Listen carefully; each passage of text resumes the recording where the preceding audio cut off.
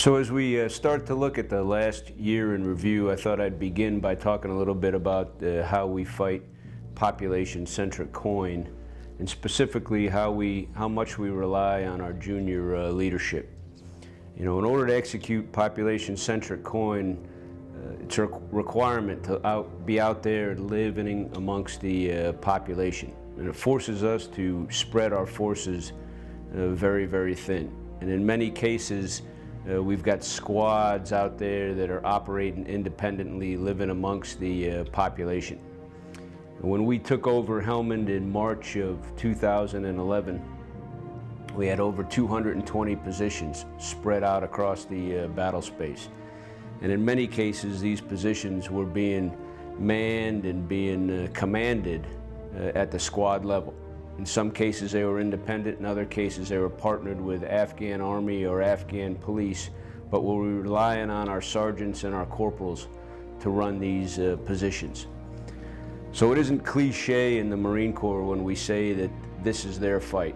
It really is their fight. We put tremendous responsibility on our junior leaders to execute that fight. We give them complete trust and confidence.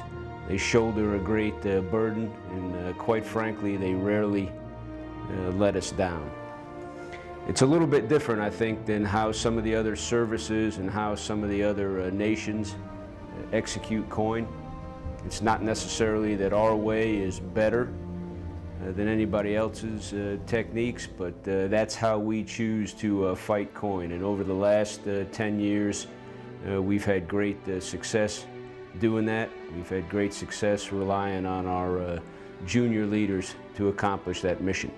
So I should probably point out that the Marine Corps is front-loaded, if you will, with junior Marines. More than 60% of our Marines are first-term Marines, which means they're on their first enlistment. So these are young Marines between the ages of about 18 and 21, and frankly, we put tremendous responsibility on their shoulders.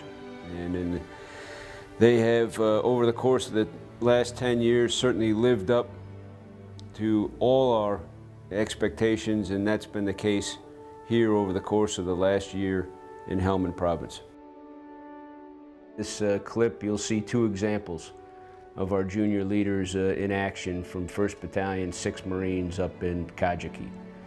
These Marines are on the front lines. There's nothing between their outposts and the enemy. And they're out there every day accomplishing the mission. In the video, you'll see Lance Cpl Brown, squad leader. A Lance Corporal as a squad leader on the front line. And I had an opportunity to patrol with Brown, and he's just one of the finest combat leaders we've got in our junior ranks. The squad trusted him.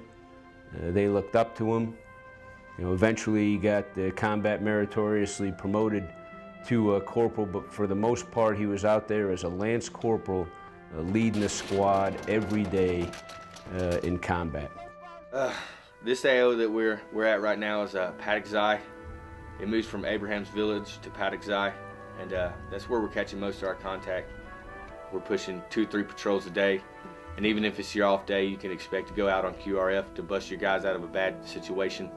As a squad leader, you got to be able to take what you're getting from the radio and apply it out on the battlefield. Calm down. Basically controlled chaos. Controlling chaos.